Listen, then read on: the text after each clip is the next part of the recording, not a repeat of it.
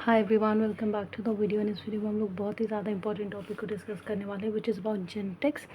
And this topic is very very important. अगर आप किसी भी कॉम्पिटिटिव एग्ज़ाम के लिए तैयारी कर रहे हैं या साइंस के स्टूडेंट हैं, तो this topic is very important, genetics. So देखिए, जेनेटिक्स जो होता है ये हेरिडिटरी होता है एंड इसके बहुत सारे वेरिएंट ऑफ ट्रेट्स होते हैं। अलग अलग टाइप में अलग अलग तरीके से जेनेटिक्स होता है।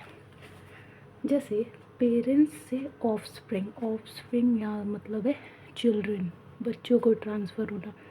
अब जैसे क्या ट्रांसफ़र होता है, उसी को कहते हैं जीन्स या जेनेटिक्स।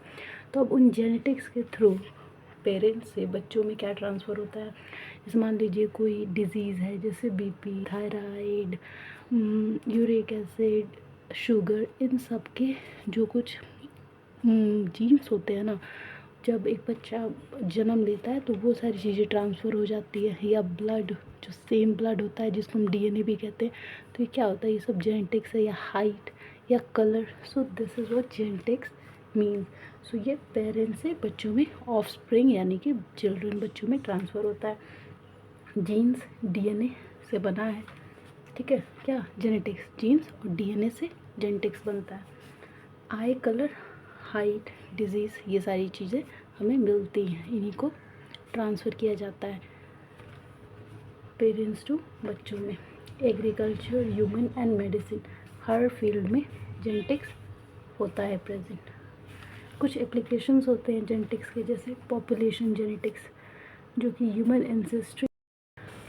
एंसेस्ट्री एंड एपिडेमियोलॉजी, ये आता है पॉपुलेशन जेनेटिक्स के अंदर, ठीक है। एंड एथिकल सोशल, ये अनदर एप्लीकेशन है जेनेटिक्स का, जिसके अंदर पॉलिसी, जेनेटिक काउंसलिंग देखने को मिलता है। थर्ड एप्लीकेशन इज फोरेंसिक, जिसमें डीएनए फिंगरप्रिंट के थ्रू हमें पता चलता है कि क्या जेनेटिक्स है, किस इंसान का है ना। फोरेंसिक लैब्स तो आज के टाइम पे मोस्ट कॉमन है, मेनली क्रिमिनल इश्यूज़ के लिए यूज़ किया जाता है, तो हम सबको पता है। नेक्स्ट इज़ मेडिसिन, जो कि डिज़ीज़ डायग्नोसिस को, वही अलग अलग बीपी, यूरिक एसिड, शुगर, या बहुत सारे जो भी डिज़ीज़ होते हैं जो ट्रांसफ़र हो सकते हैं, disease diagnosis and prevention, gene therapy, reproductive genetics. और एक एग्रीकल्चर, जिसमें क्रॉप इम्प्रूवमेंट, एनिमल ब्रीडिंग के जेनेटिक्स पाए जाते हैं। Next is biotechnology and industry, जिसमें माइक्रोबायल, फार्मास्यूटिकल एंड एंजाइम्स, बायोफिल्स वगैरह प्रेजेंट होते हैं। और सेकेंड इज बायो रेमिडिएशन, जिसमें जेनेटिकली मॉडिफाइड ऑर्गेनिज्म, जिसको इन्वायरमेंट पोल्यूटेंट्स के लिए यूज़ किया जाता है, ठीक है। And third is synthetic biology, industrial application इसके अंदर आते हैं। जो भी इंडस्ट्री से रिलेटेड एप्लीकेशंस बनाए जाते हैं, जो चीज़ें होती हैं, वो सिंथेटिक बायोलॉजी के अंदर आपको देखने को मिलती है। इसके अलावा कुछ सिग्निफिकेंस होता है जेनेटिक्स का, जैसे एडवांस ह्यूमन हेल्थ के अंदर। अब जैसे मान लीजिए कि पहले टीबी, ट्यूबरक्लोसिस का कोई इलाज नहीं था, ठीक है, जो ट्रांसफ़र होता था, लेकिन फिर धीरे धीरे जब साइंस ने तरक्की की तो उसका भी इलाज आया।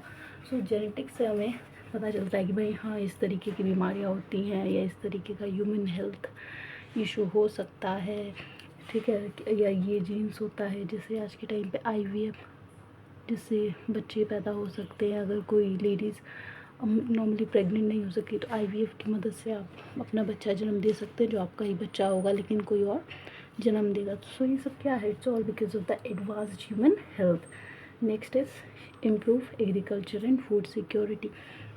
अभी जैसे H why we high yielding variety seeds आया था, जिसके थ्रू क्रॉप प्रोडक्शन बढ़ा। सो ये क्यों पॉसिबल हुआ, जेनेटिक्स की वजह से ही तो हुआ। सो ये क्या करता है, इम्प्रूव करता है एग्रीकल्चर और फूड सिक्योरिटी को भी।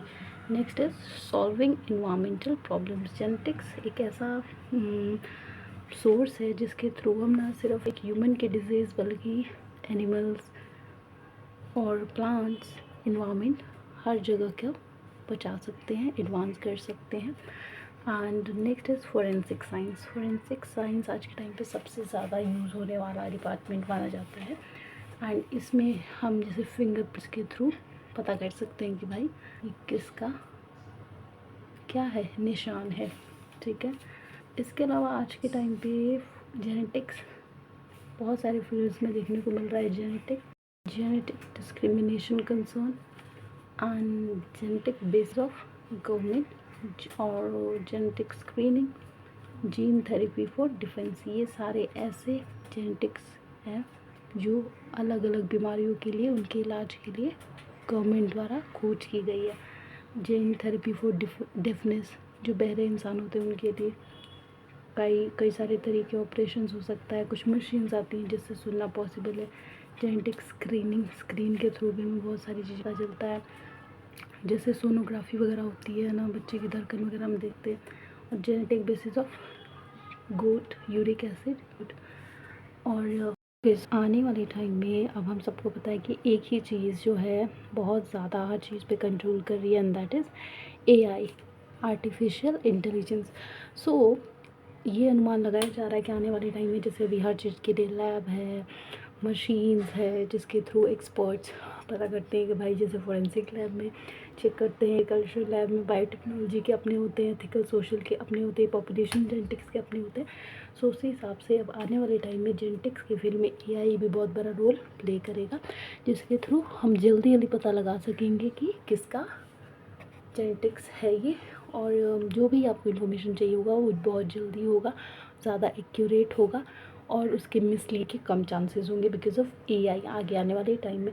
So this was all about genetics, जो हम बचपन से सुनते आ रहे हैं। आपके हेयर्स, आपके ब्लड, आपकी हाइट, है ना, क्या है कलर, आपका डिजीज़ ट्रांसफ़र, ये सब ही होता है जेनेटिक्स, जीन्स जिसको हम बोलते हैं। सो आई होप आपको समझ में आया होगा। थैंक यू, शेयर कीजिएगा।